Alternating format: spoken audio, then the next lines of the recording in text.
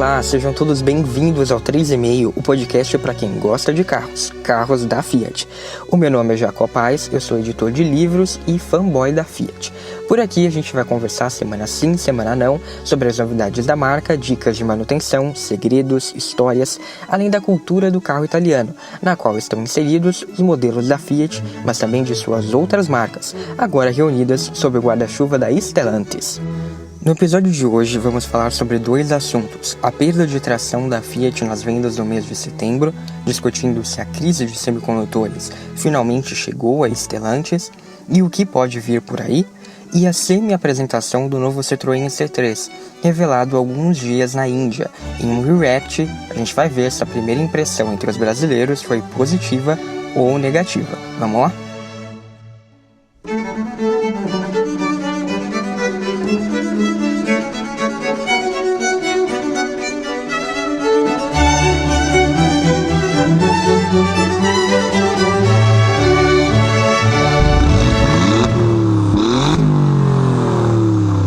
Nesta temporada, os episódios do 3,5 estreiam simultaneamente no YouTube, então se você estiver ouvindo por lá, curte o vídeo, se inscreve no canal e ativa as notificações clicando no sininho.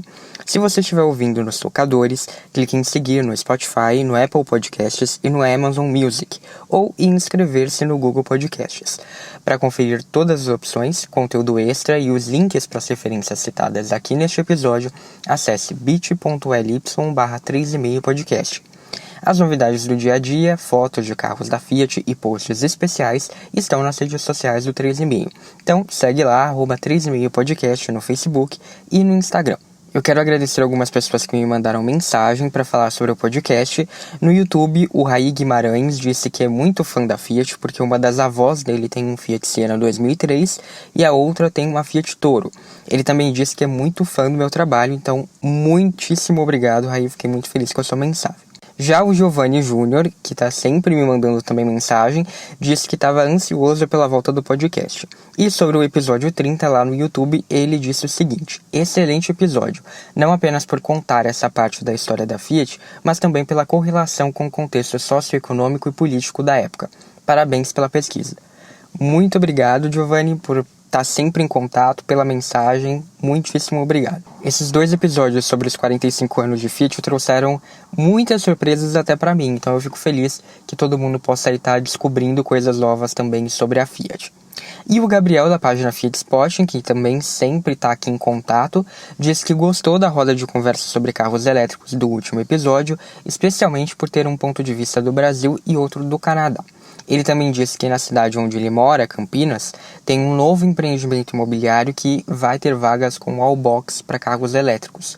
Bem legal isso, né, Gabriel? Eu acho que essa é uma tendência que aos poucos vai pegar. O Silvio, com quem eu conversei no último episódio, até alertou que na capital paulista já tem uma lei que prevê que novos edifícios contem com essas vagas. Eu acho que esse trecho acabou não entrando na edição porque realmente ficou uma conversa bastante longa, mas fica aqui a informação e a torcida para que, mesmo que aos poucos, bem lentamente, a gente avance em relação a esse assunto. Por fim, eu quero mandar um abraço para um ouvinte que eu nem sabia que me escutava, mas que eu tenho certeza depois dessa vai virar fã de carteirinha da Fiat, até porque eu fiquei sabendo que ele já adora dar umas voltas em um ponto por aí, né? Então, um abraço, Thiago França, muito obrigado por escutar o podcast.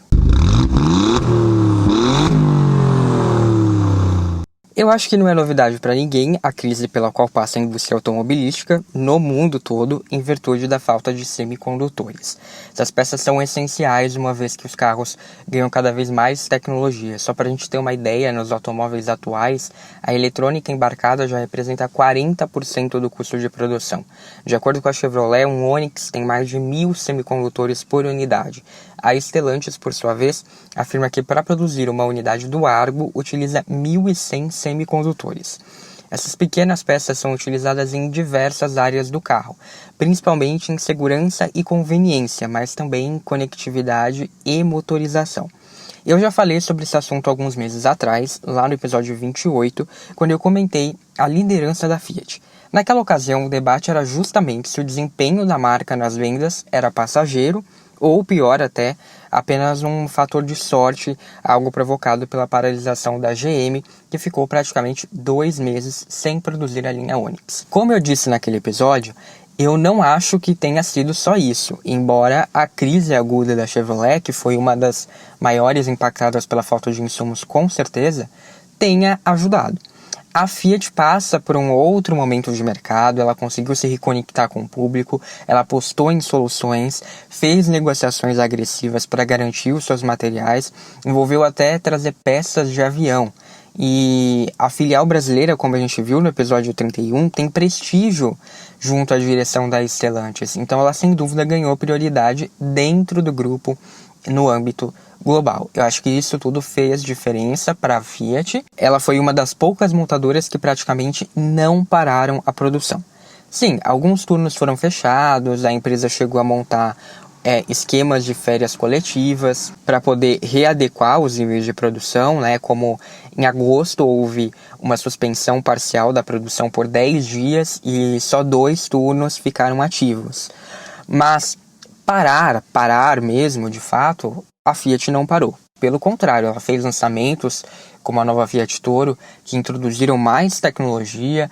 Ela reviu o pacote de equipamentos, como versões do Argo, que ganharam chave presencial. Por isso eu acho que não dá para dizer que foi só sorte. Eu acho que Fiat e Jeep continuaram se movimentando, né? Fizeram lançamentos, reviram estratégias e, além disso, fizeram a lição de casa ao tentar negociar o fornecimento de peças de todo jeito possível. Mas parece que algo mudou. Segundo dados da Fenabrave, a Fiat fechou o mês de agosto, ou seja, mês passado, com 17,66% de participação no mercado de automóveis, 46,20% do mercado de comerciais leves, onde estão as picapes e os furgões, por exemplo, e 24,63% desse mercado combinado, ou seja, combinando automóveis e comerciais leves, a Fiat teve essa participação. Foi o melhor agosto da marca desde 2007. No acumulado do ano, a Fiat tem 23,09% do mercado contra 15,54% da Volkswagen e 10,77% da Chevrolet. No mês passado, a Strada foi o carro mais vendido do país, com 9.111 emplacamentos. Ela foi seguida do Argo, com 7.711, que assumiu o posto de carro, de automóvel, mais vendido do país. Depois veio o Mobi, com 7.538, o Compass, com 6.819, o Hyundai HB20, com 6.795, o Renegade, com 6.710, o T-Cross, com 6.698 e a Toro, com 6.685. O Hyundai Creta e a Chevrolet S10 completaram o top 10 no mês passado, que, como você deve ter notado, contou com nada mais nada menos do que 6 carros da Stellantis. O Cronos ainda foi líder do segmento, com 1.855 emplacamentos, e o Uno somou aí mais 1.894 unidades vendidas para a Fiat. Os dados preliminares de setembro, ou seja, deste mês aqui, considerando as vendas até o dia 23, mostram que a situação da Fiat está bem diferente. O carro mais vendido do mês, até agora, é o Hyundai HB20, com 5.242 emplacamentos. Muito próximo, de um jeito que é impossível dizer quem vai fechar o mês no posto, se você estiver ouvindo o episódio logo que ele foi ao ar, é o Compass com 5.241 unidades, ou seja, só tem um carro de diferença entre eles em setembro até o dia 23. A Toro aparece em terceiro com 4.990 emplacamentos e só então a Strada com 4.764 carros. Ainda na casa dos 4.000, a gente tem o T-Cross e depois vem o Mobi com 3.776. O Onix deve passar o Mobi porque ele já tem 3.490 emplacamentos. Renegade, Hilux e S10 fecham o top 10. Cadê o Argo?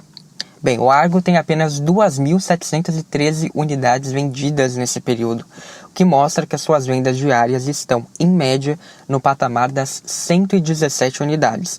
Esse é um número bem diferente de agosto, do mês passado, quando o Argo teve uma venda diária, em média, de 250 carros.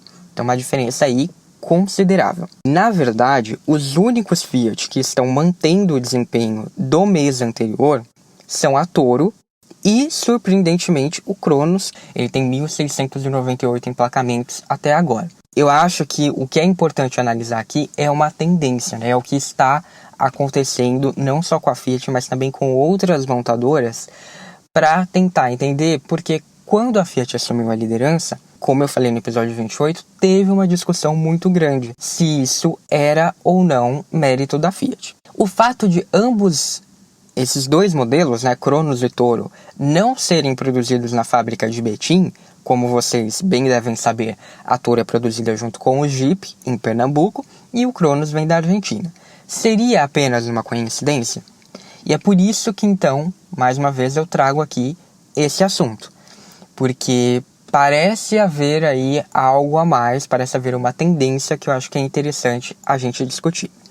Haveria ainda uma outra coincidência, né? Além de esses carros que continuam, né, mantendo o seu desempenho não virem da fábrica de Betim, houve uma negociação da Fiat com o Sindicato de Metalúrgicos de Betim para suspender o contrato de trabalho dos funcionários, ou seja, colocar em prática aquilo que a gente chama de layoff. O acordo foi aprovado na última sexta-feira, dia 24 de setembro, e prevê que os funcionários recebam parte do pagamento por meio do Programa Emergencial de Manutenção do Emprego e da Renda do Ministério da Economia.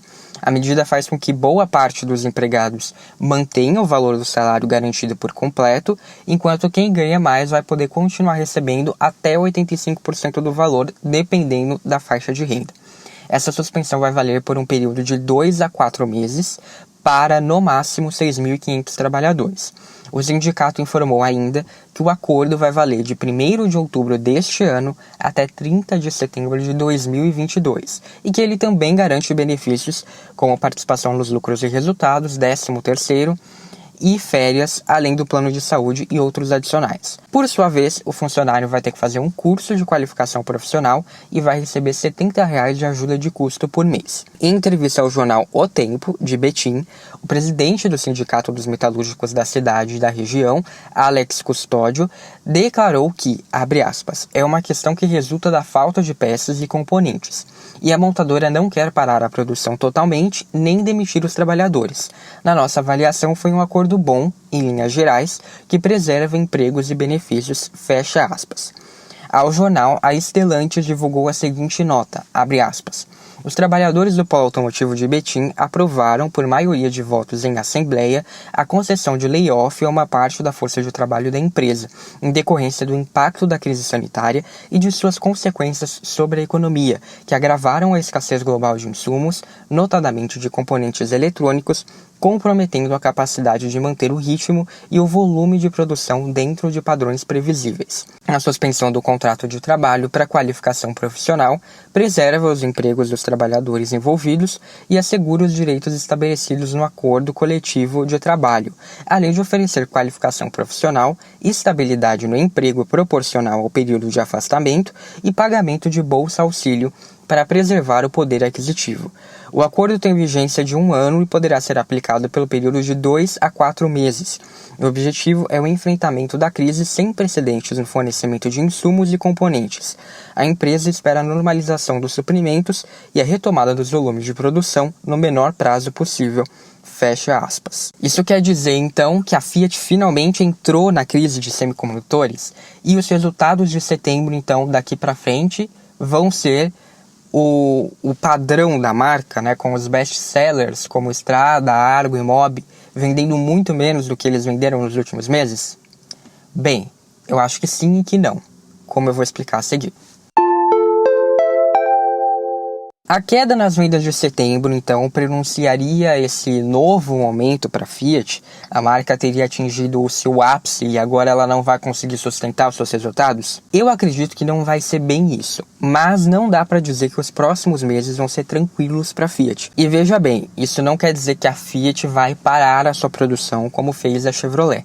Para mim, Isso não vai acontecer porque, como já disse, eu acho que a filial tem condições privilegiadas dentro da Stellantis e não há motivo para a Fiat diminuir os seus esforços, né, todo aquele esforço logístico que foi feito, logo agora, depois dela ter conquistado uma retomada tão boa, ter aí uma boa participação de mercado, então não faria sentido, depois de tanto esforço, agora relaxar um pouco. Ainda por cima, tem um lançamento aí tão importante na manga, né, não um só, que é o Pulse, mas também outros vindo aí.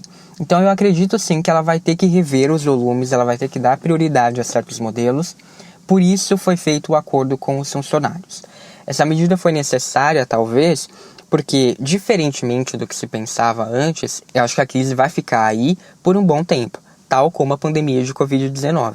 Além disso, conforme outros países superam a vacinação, ficam mais distantes dos efeitos da pandemia, o Brasil segue atrasado no combate e envolto a polêmicas no campo da política que atrapalham a economia. Então isso pode ser um fator que, de repente, daqui a alguns meses, mude a prioridade dentro da Stellantis. Um outro mercado desponte com uma recuperação mais forte e a matriz decida falar, não, então vamos dar prioridade a isso. Nunca se sabe, né? Tudo pode acontecer. Então, considerando tudo isso, eu acho que fez sentido pensar em uma solução um pouco mais de longo prazo, um pouco mais definitiva para lidar com a ociosidade dessas linhas de produção. Porque você antecipar férias coletivas, a Fiat já fez, era uma solução provisória, por exemplo, né? Então, ela já fez isso nesses meses. Mas isso tudo não quer dizer que a Fiat vai ser a nova Chevrolet. Foi uma maneira de meio que consolidar planos. Enquanto ninguém sabia para onde, né, o que iria acontecer nessa crise, a Fiat foi ali fazendo alguns improvisos e deu certo. Mas daqui para frente ela precisava ter um plano um pouco mais sólido, então por isso foi feito esse acordo. Ok, né, então essa parte foi explicada, acho que a Fiat vai continuar produzindo, isso não quer dizer que ela vai parar turnos completamente como fez a Chevrolet, e sim que ela vai continuar trabalhando com menos turnos. É mais ou menos o que ela já estava fazendo, mas ela estava fazendo de uma maneira muito provisória. Agora ela vai fazer de uma maneira um pouco mais definitiva. Isso está explicado. Mas como explicar a queda nas vendas de setembro? Como todo mundo já sabe, a Fiat tem uma fila de lançamentos longa, promissora pela frente. Além disso, com a recente retomada da marca, eu acho que todas as atenções estão voltadas para ela. Mas há uma atenção em especial que foi provocada pela própria Fiat, o lançamento do Pulse. A chegada desse SUV é muito aguardada, tem o potencial de ser ainda mais impactante do que foi o lançamento da Strada. E o lançamento da Strada, a gente sabe até hoje, existem filas de espera. A Fiat, inclusive, bloqueou pedidos por um mês para ver se ela consegue regularizar essa demanda. Então foi um lançamento muito grande, muito impactante. E o Pulse tem condições, por si só, de ser algo tão grande quanto ou até maior. A campanha de lançamento desse modelo começou ainda no primeiro trimestre, né? Como a gente viu lá atrás, eu falei sobre isso aqui no podcast, aparições no Big Brother Brasil, o público tá de olho nesse carro também, todo mundo já conhece o Pulse, então isso quer dizer que a Fiat tem em mãos uma bomba, quer dizer, uma bomba positiva, mas que está prestes a estourar. Ela precisa lançar logo esse carro, porque o que é positivo pode se tornar negativo daqui a pouco. Essa espera vai se tornando problemática, ainda mais considerando que dificilmente a marca vai ter capacidade para atender a quantidade de pedidos que vai vir.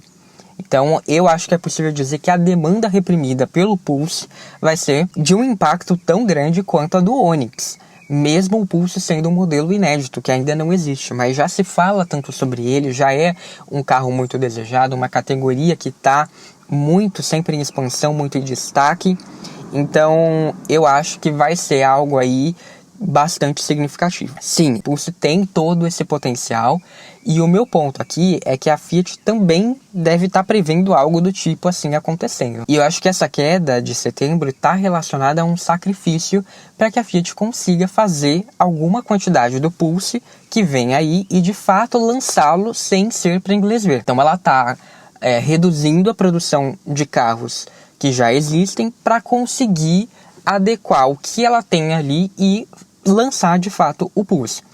Isso, em conjunto com a dificuldade de encontrar semicondutores, explicaria por que os números desses modelos de Betim podem estar em queda, enquanto os carros de Pernambuco e o Cronos, por exemplo, não estão. A Fiat está remanejando as suas prioridades para ter um número aceitável de unidades ao lançar o Pulse no mercado, porque afinal paciência tem limite e ninguém vai aguentar mais uma etapa de provocação na apresentação do Pulse. Chega de teaser. Esse período vai ser de uma grande tensão para a Fiat, porque a disponibilidade de alguns dos seus principais carros não vai ser a mesma, bem no momento em que a Chevrolet está retomando as suas atividades. A GM, já anunciou que ela vai fazer a produção em 2 turnos do Onix e as vendas do hatch já estão aí aquecidas. Vai ser um momento bastante tenso, porque é isso, de um lado a Fiat vai estar reduzindo para poder ter um estoque considerável do Pulse, para ter alguma coisa para entregar para o mercado, e por outro a GM vai estar retomando, não com força total, ela não vai estar em 3 turnos, vai estar em 2, mas ainda assim vai voltar com sangue nos olhos, Então, pensando por esse lado, eu acho que dificilmente a Fiat vai conseguir manter o topo do ranking de modelos. A Strada talvez possa até brigar com o Onix pela posição número 1, mas vai ser uma briga um pouquinho difícil. O grande prejudicado da história, com certeza, vai ser o Argo, porque ele concorre no mesmo segmento do Onix.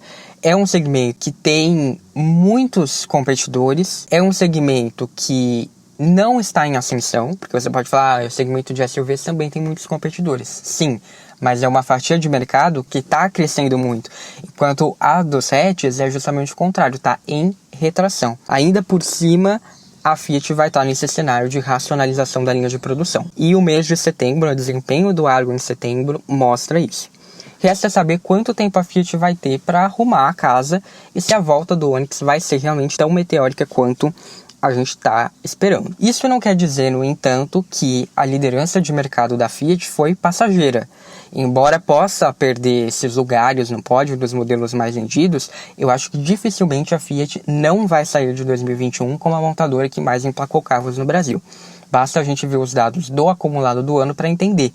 Até agosto, a Fiat já emplacou 306.463 unidades. São 100 mil carros de vantagem sobre a Volkswagen, que tem 206.253 emplacamentos, enquanto a GM, em terceiro, conta com apenas 142.946 carros.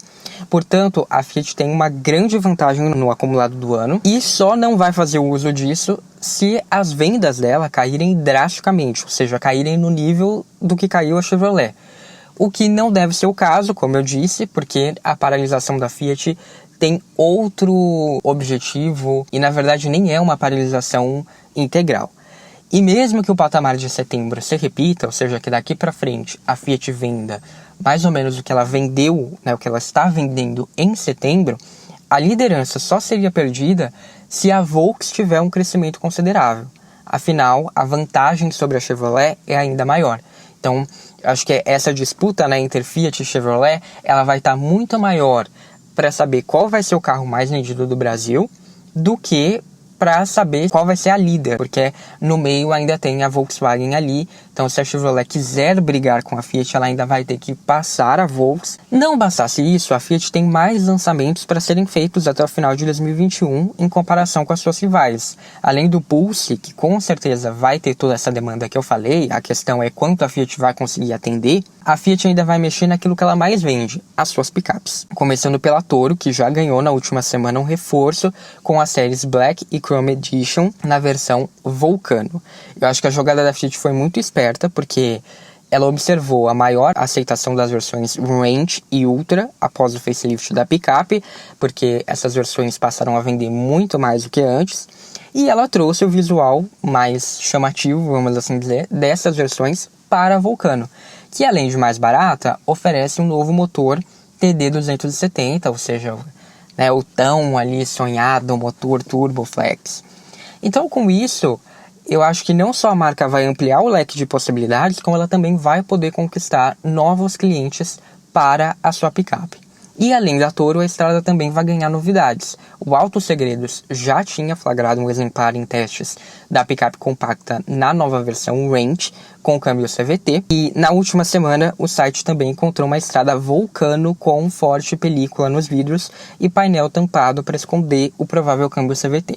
Então isso indica que a Fiat vai adicionar a opção sem pedal em uma versão que não vai ficar com um preço tão distante do que já existe hoje na gama da Strada, além dessa topo de linha Range, que daí sim vai introduzir provavelmente um novo patamar para a Strada. E a montadora também guarda na manga há muito tempo a Strada Working, que já teve até detalhes técnicos revelados, mas que nunca entrou em linha. É uma versão mais barata que, em tese, substituiria, a Strada da geração anterior que saiu de linha. Mais uma vez, se a Fiat conseguir atender pelo menos em partes dessas demandas, eu acho que ela vai ser capaz de garantir um bom número de vendas, suficiente para a liderança ser garantida com segurança até o final de 2021. Outro ponto de destaque é o renascimento do Cronos.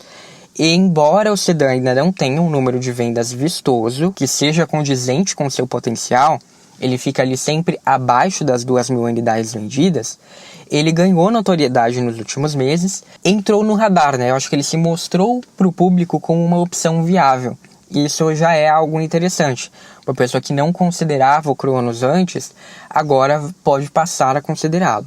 A questão é ver até onde a Fiat vai conseguir mexer no sedã e se alguma dessas mudanças vai chegar logo ou não. Rumores indicam que a marca vai lançar uma versão mais acessível do Cronos para substituir o Gran Siena, que vai sair de linha, em tese, no final deste ano, por conta de novas normas de emissão de poluentes que entram em vigor em 2022. Porém, existe um porém que as pessoas estão dizendo que vai sair de linha. Sim, pode sair de linha, mas essa nova norma prevê que as montadoras podem produzir esses carros até o final de 2021, mas eles podem ser vendidos até o primeiro trimestre de 2022. Então pode ser que essas mudanças na linha do Cronos, que inclusive pode ganhar um motor 1.0 Firefly para essa versão mais em conta e substituir o Gran Siena, isso pode acontecer só então em 2022, não necessariamente neste ano. Se isso acontecer, o posicionamento do Cronos vai ser alterado consideravelmente. Por outro lado, também há a expectativa da chegada do motor 1.0 turbo, que vai estrear com Pulse,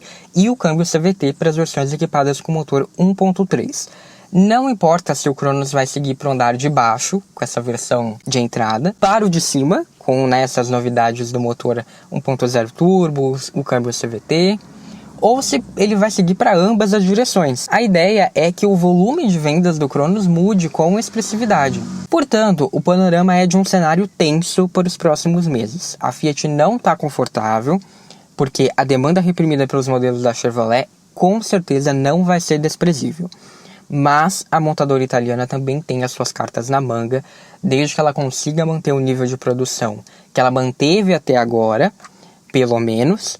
Eu acho que a Fiat não só tem muitas chances de finalizar o ano na liderança, como continuar brigando pelos lugares mais altos dos segmentos nos quais ela atua. Para mim, mais uma vez, quem mais deve sofrer é o Argo. O hatch da Fiat não tem perspectivas de mudanças para este ano e vai ficar aí à espera do motor turbo para poder empolgar na faixa mais cara do segmento, e tanto ele quanto o Cronos vão poder se destacar mais quando eles ganharem de fato o câmbio CVT nas versões 1.3. Só assim eu acho que o Argo vai poder de fato sonhar em voltar a ser o hatch mais vendido do país, como ele conseguiu aí em alguns meses. Infelizmente a crise de semicondutores vai atrasar cada vez mais esses planos para o Argo, e a chegada do Pulse deve dar prioridade total ao SUV, e assim fica muito incerto saber quando que essas novidades vão chegar ao hatch. Se elas estão ou não atreladas ao atrasado facelift do carro, que só deve ser lançado em 2023,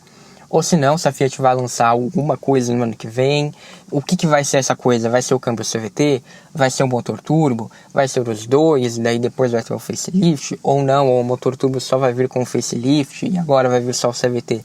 A gente vai ter que ver tudo isso, Eu acho que explorar todo o potencial do Argo vai ser essencial para a Fiat se ela quiser se manter na liderança em 2022, bem como a chegada do irmão maior do Pulse, o SUV Coupé, que estão chamando por aí de Fastback, mas eu tenho lá minhas dúvidas se esse nome vai ser o final mesmo, porque eu achei que foi muito fácil, o modo como descobriram, Eu acho que a Fiat não ia dar toda essa bola, mas enfim. E por que 2022 vai ser importante que a Fiat tenha realmente tudo que ela possa ter, porque a Chevrolet vai contra-atacar a Toro com a nova Montana. E é um carro que, querendo ou não, né, pode fazer a diferença. Então, diante disso, uma coisa é certa. Eu acho que essa rivalidade entre Fiat e Chevrolet vai pegar fogo no ano que vem, mas, considerando os últimos anos, eu acho também que a Fiat nunca esteve tão munida de boas respostas como ela está agora.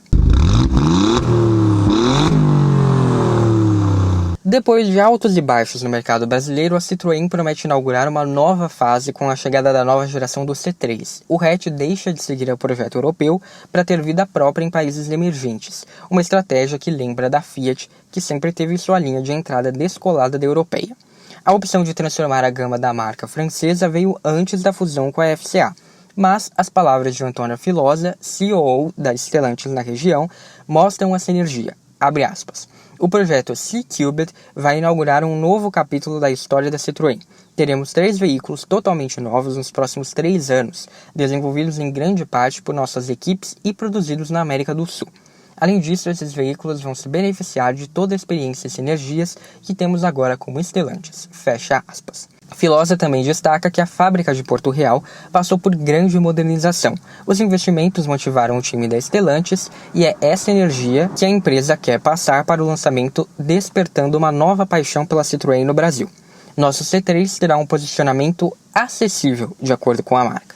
Estará no segmento B, abre aspas, um carro moderno e versátil, ideal para jovens que buscam uma alternativa autêntica e original e para famílias que usam o veículo em seu dia a dia, bem como para viagens de fim de semana, fecha aspas. O visual ficou agressivo e foi inspirado em um SUV, sem deixar de trazer as características visuais típicas do DNA da marca, vistas nos modelos europeus. Estão lá os chevrons e os elementos em Y, por exemplo, bem como os para-choques pronunciados.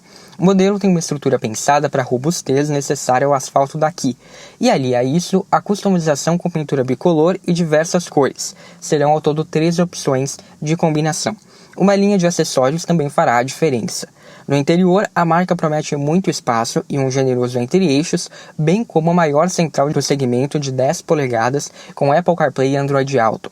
O modelo será lançado no primeiro trimestre de 2022. Essa aí foi a nota que eu publiquei lá nas redes do 3,5 em 16 de setembro sobre a apresentação do novo C3, que, como vocês devem ter visto, é igualzinho à miniatura vazada um tempo atrás que rodava na internet. Eu também dei uma olhada em uma matéria do site Motor1, que eu vou deixar lá no Medium, na qual alguns dados interessantes são trazidos sobre o tamanho do carro. Vão ser 3,98 metros de comprimento e entre-eixos de 2,54.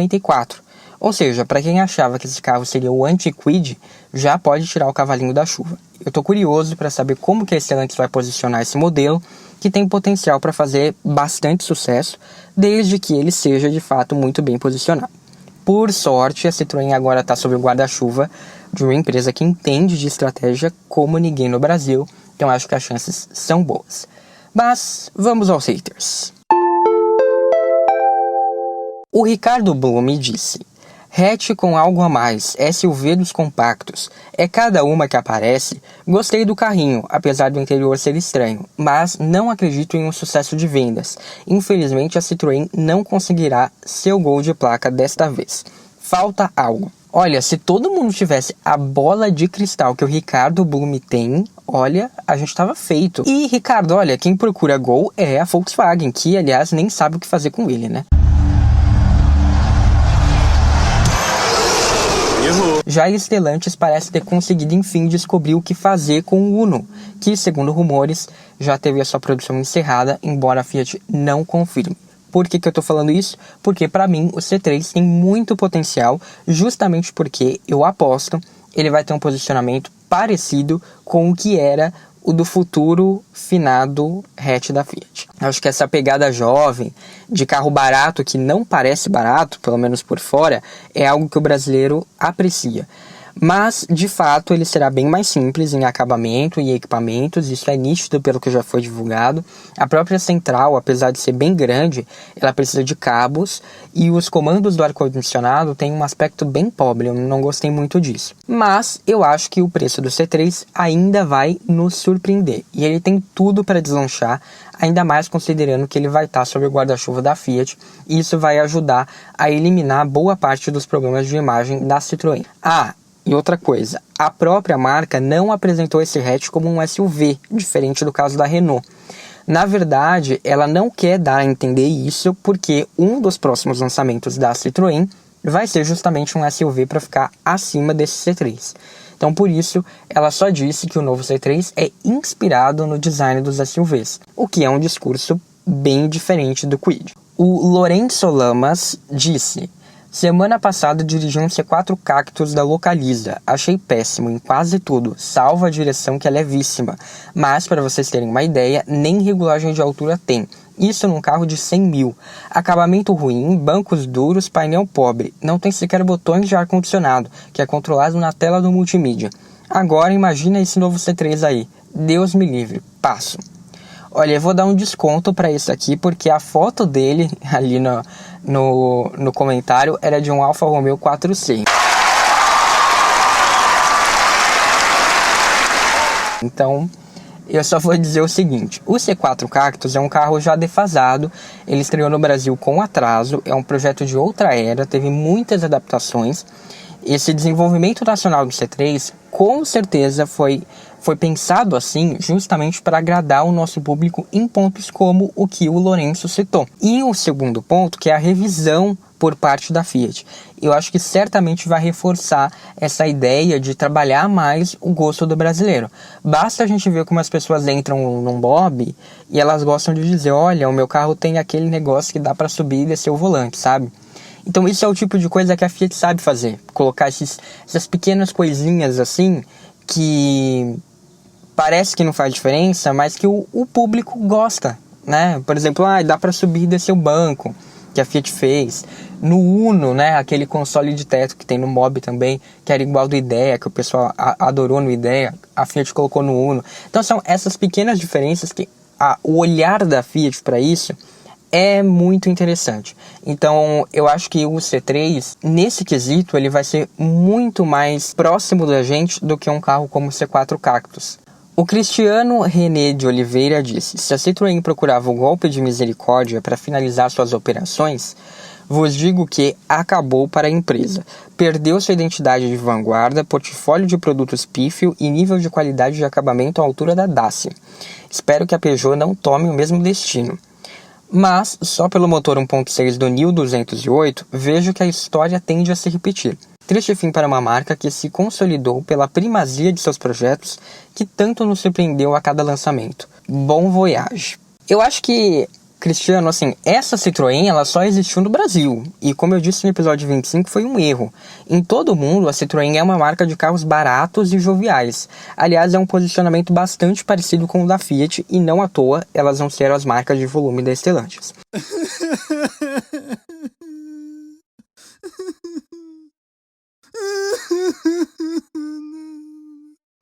Essa ideia de Citroën como marca luxuosa, de vanguarda, com qualidade de acabamento, etc., ela só colou até a segunda página do Brasil, porque não faz parte do DNA da marca. Com o tempo isso foi ficando insustentável. A partir de agora, eu acho que a gente tem que se acostumar com a Citroën do modo como ela realmente é. E reside aí a maior chance de sucesso para a marca. O C3 vai ser um produto competitivo que tem como objetivo ser confiável, como os produtos das marcas consagradas no Brasil são. É para ser o que é na Europa. Uma marca rentável, com produtos que vendem bem, que tem um custo-benefício decente. É disso que a Citroën precisava. Eu acho que não vai ser um golpe de misericórdia e que se você quer vanguarda, se você quer bom acabamento, você vai ter que partir para um Peugeot. É exatamente assim que funciona na Europa.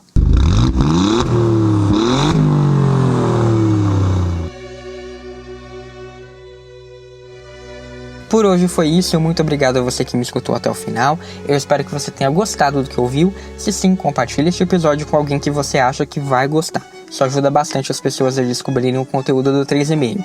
Obrigado, um abraço e até a próxima, ou no @3,5 podcast nas redes sociais.